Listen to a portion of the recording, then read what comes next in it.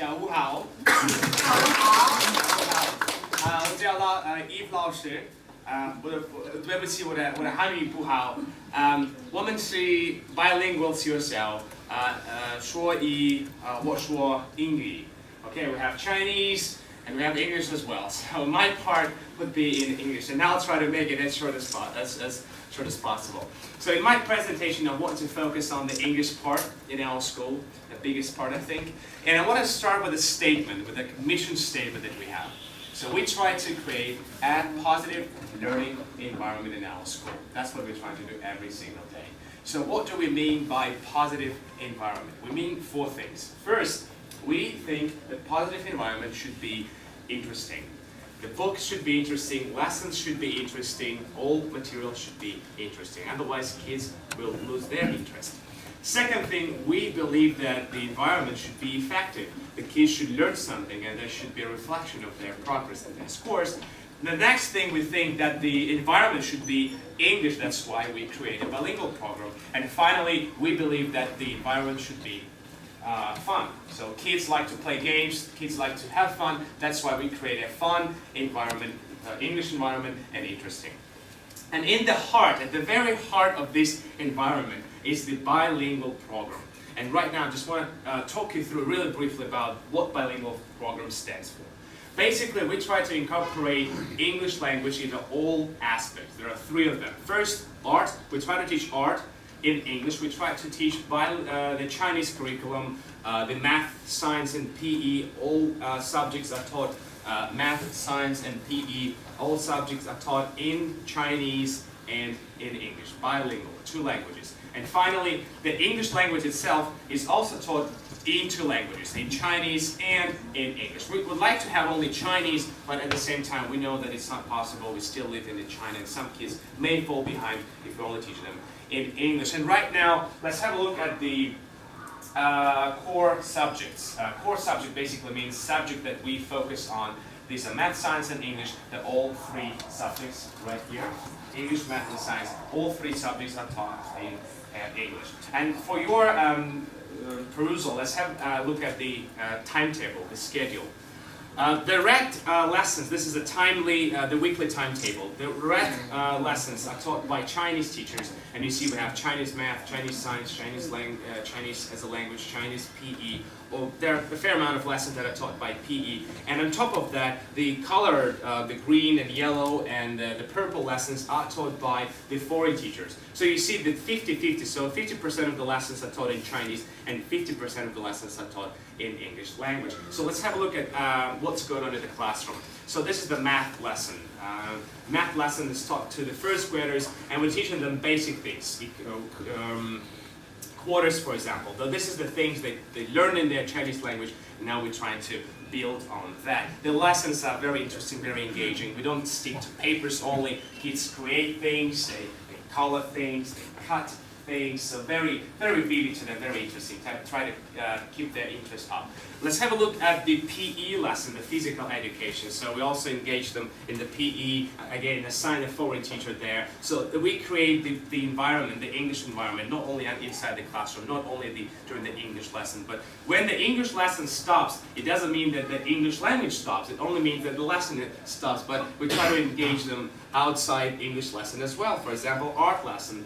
A lesson that are taught by foreign teachers. So that's lesson 100% English lesson, but we teach them art. Primary colors, secondary colors. We do craft things as well. So create things, again, using English language in the classroom because the foreign teacher is there. So that's very quickly about our schedule. So there are Chinese lessons that taught by, classes taught by Chinese teachers, and lessons, this one that taught by foreign teachers. So now let's move into the classroom. What is actually happening during these lessons? First thing, the presentation stage. So this is the input. We try to give them something, present materials, and recognize the demand for the visual input.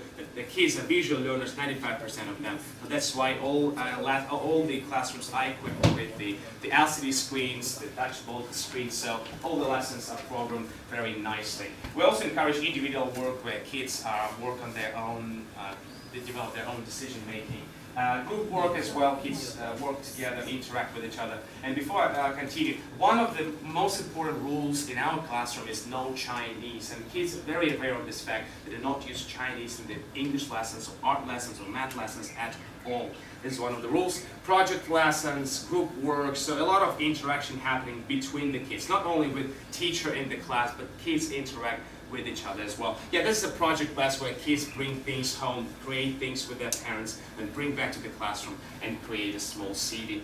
Right, we also engage students in the group discussions where we have one foreign teacher and about five to six kids talking to the foreign teacher. So you see a foreign teacher and about 5 to 6 kids talking, try to eliminate the fear of speaking up. So that's what's happening in the classroom. But like I told you, English doesn't stop in the classroom. We carry over English into the outside classroom environment, to the playground, the natural environment of the kids. So when we have festivities, Western holidays, Halloween, for example, Christmas, this is the time to go outside, put on costumes and play. Or during the lunch hour, we try to sit down with the kids and talk to them when they're having lunch or having tea time or breakfast. You know, this is the time when we can utilize their time as well. Outside the classroom, the field trips as well, we assign foreign teachers to sing songs with them, again, creating environment even when they're outside the classroom. And oftentimes, hey Charles! So oftentimes you see foreign teachers playing outside the classrooms, and again, if kids want to play with the foreign teachers, they need to speak English with them, otherwise teachers will not understand them. So this is what we do inside the classroom and outside the classroom. Teach them inside the classroom, PE, everything, and outside the classroom as well. Apart from that, we're doing winter and summer camps. Basically, this is the time for us to have fun with the kids, invite them to the school, play games with them, again, increasing the time they use English language. It's all about letting them speak, letting them play with their peers, yeah, kind of chaotic here. So it's all revolves around one idea, letting them speak. Next thing is a summer camp. Actually, we bring them outside the classroom, outside the school, outside the country. We bring them to the United States. Why do we do that? We want to show to the kids. We bring them to two places. One of the places we bring them to, the Universal Studios and Disneyland. Why do we do that? We want to show to the kids that English is spoken not only in the classroom, but outside. It's okay. Outside the classroom as well. So when they have a chance to talk to their favorite heroes or in the store, we want to show them when they say 多少钱, people will not understand. You just say, how much is that?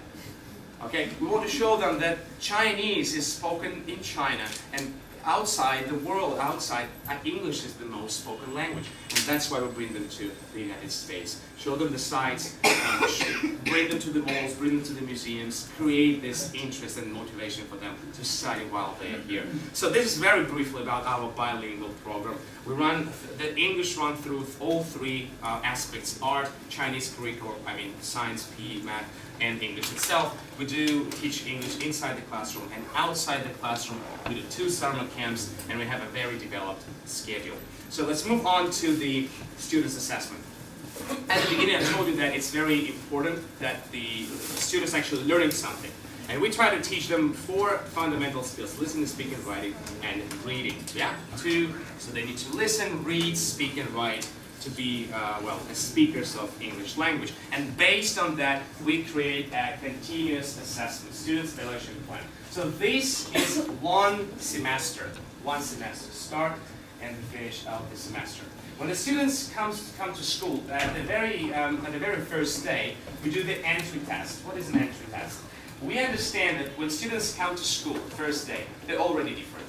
Some of them went to the international kindergartens, some of them had tutors before, so they're already different, even on the first day. And at the entry test, you can see that some students score 76, some students score 98, some students score 34, and it's absolutely all right. We understand that all kids are different, and we accept that, and we adapt to that. We've been through this before, so we know what to do.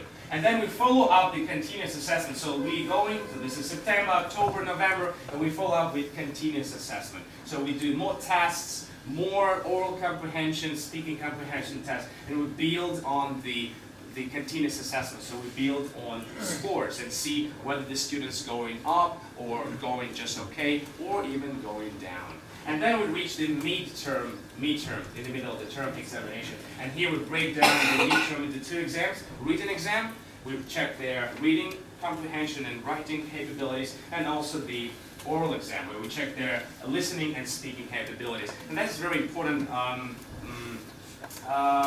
benchmark in their development, because this is the first time kids actually examine by talking one-on-one to the teacher. So they pulled out of the classrooms, they enter the classroom, and there are two foreign teachers, and each student talking to one foreign teacher one-on-one. They need to understand the question, and then respond back to the foreign teacher. And we assess them against 5 criteria: the fluency, grammar, vocabulary, pronunciation, and fluency and vocabulary. Yes, and then we add these scores, so we have the entry test, we have continuous assessment, and we add the midterm exams results here, and then we move on to the final exam. And again, we have oral exam, final exam, and then at the end, we have the average score of the student. And if you have a look at this score alone, the 68 doesn't look very attractive, does it? But if you look at the, right here, this 67 doesn't look very attractive. But if you look at where the kids started, that's actually real scores. So if you look at where the kids started, so he started at 34, and he made a very good improvement up to 67. So if you look at this score alone, it's not good, but if you look at the continuous assessment, how the kid is gradually improving, that gives you a very good idea. Other kids, for example, they started at 98 and they ended up at 98. They also mean the kids are improving because they're learning new things, right? They're learning new things, and they're still very stable at 98. Some kids are going down for some reason, and when they are going down, so that's the continuous assessment. This is how we assess students. And when the students have problems, when their scores for some reason going down, we try not only help them here at school, but also want to help to engage you to help them. We organize parents' workshops. What is a parents' workshop? We understand that to be a teacher, you need to go to the university, get a degree. So we try to welcome you to our school and be a student. Twice a month, for example, we invite parents, so that looks funny, small chairs, parents, and we get foreign teachers to tell you how to use the materials. That we actually provide you with all the materials, and we give you some ideas how you can use these materials at home with your students to help them. So that's the that's the parents workshop. So let you learn with your kids, help your kids learn at home. Right, let's move on to our faculty, the English department faculty, actually people who make it come true. At the moment we have 6 foreign teachers, so let's start with me, give you a brief rundown of teachers and credentials.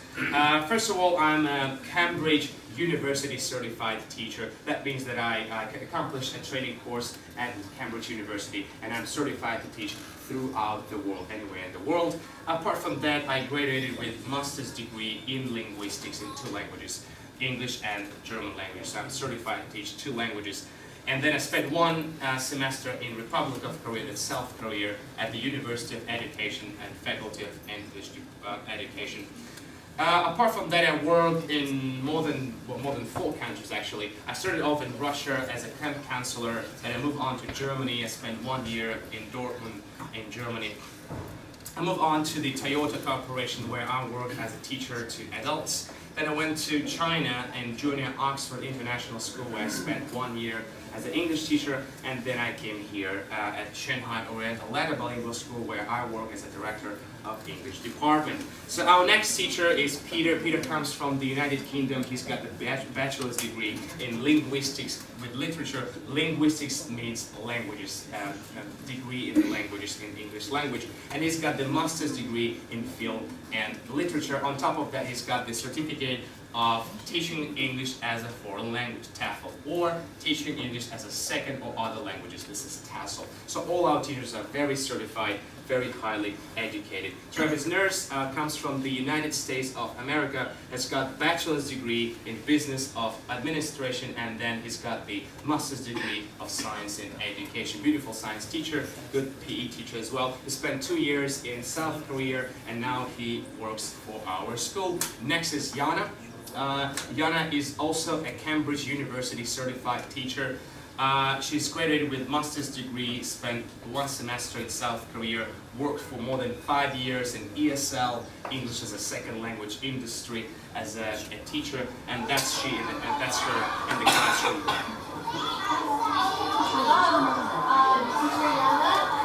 I'm teaching grade 1+2. At the moment we're doing a project in farm groups. The sea animals we're doing at the moment, and here are some of the projects we're making with the groups. Yeah, we're still in the middle of it, so we're doing the next lesson. So that's it.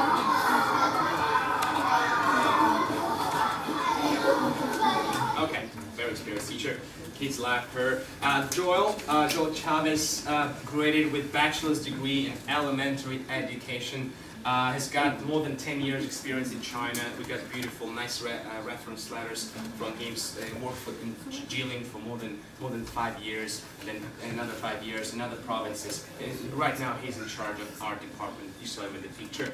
Our next teacher is Wilson Scott. Wilson with a bachelor's degree in education and early years, so he's certified in the United Kingdom to teach early years primary school. That's why he's here. On top of that, he's got the TEFL certificate, Teach English as a Foreign Language, in 2013. He also teaches math, and that's just a few words for Wilson. I'm Wilson. I'm an English teacher here at Shanghai Oriental Bilingual School. I teach grade 3, class 1, and grade 1, class 4. In the classroom, we do a lot of conversation, a lot of speaking, we play games, sing songs, and complete the workbooks. Right. Okay, so that's our team, and just a few words about the our position here in China. So we are not foreigners here. I mean, we are foreign experts in China. So each teacher has got the expert certificate, which actually allows us to be legally employed here. So we're not going to disappear because the police come. So we are on a legal basis here in China. Yeah, it happens all the time in tutoring centers, for example. You see teachers come and go every week. So our situation is a little bit different. So we're here on a legal basis. We pay taxes. So right. So in the future, the school is authorized to hire as many foreign teachers as it wishes. So in the future, we want to have a ratio of 1 foreign teacher and 10 kids in English classroom. At the moment, we have 1 foreign teacher and 20 this semester. Next semester, we take 1 step further, and we have 1 teacher and 10 kids. And we do all these things. Hire more teachers, train you, create bilingual program to create a positive learning environment. Interesting, fun, engaging, and English. So we do that because we believe that in this environment, kids can grow and become fluent in English. They can be cooperative with their peers, with their friends. We can see happy teachers because we create environment for the teachers as well. Because the teachers are happy, the kids are happy. And and at the end, I think we'll see happy students who can speak English very well. And this is just some examples of our What's her name? students. Clifford, what is your grade? Okay, and who is your English teacher? Do you like Eve? Why? I don't know. So You're this a very good teacher. High five. Like, who's that? Hello. What's her name? Jenny, what's the weather like? Do you like sunny weather? Why? Okay, what can you do in sunny weather?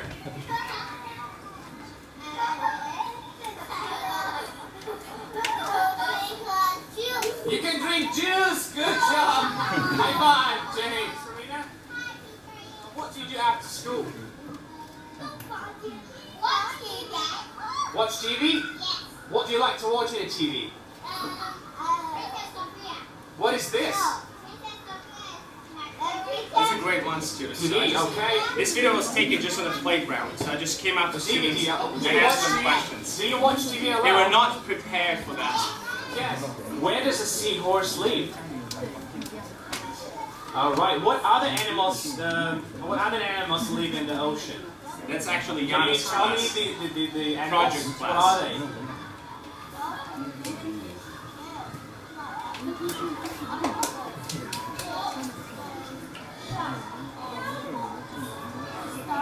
And what's your name? And how old are you? All right, thanks. Have a good day. Okay, so also ask students what they think about their teachers. Are they good, bad, interesting? What do That's you the think answers. about your teacher Eve?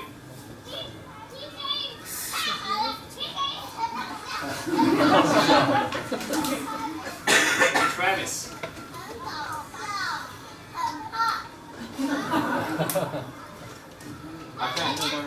Okay, now tell me about teacher Anya.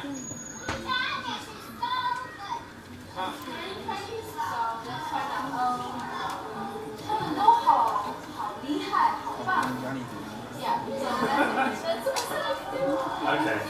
All right. Thanks. High five. All right, so that's our students. Very willing to talk to anyone.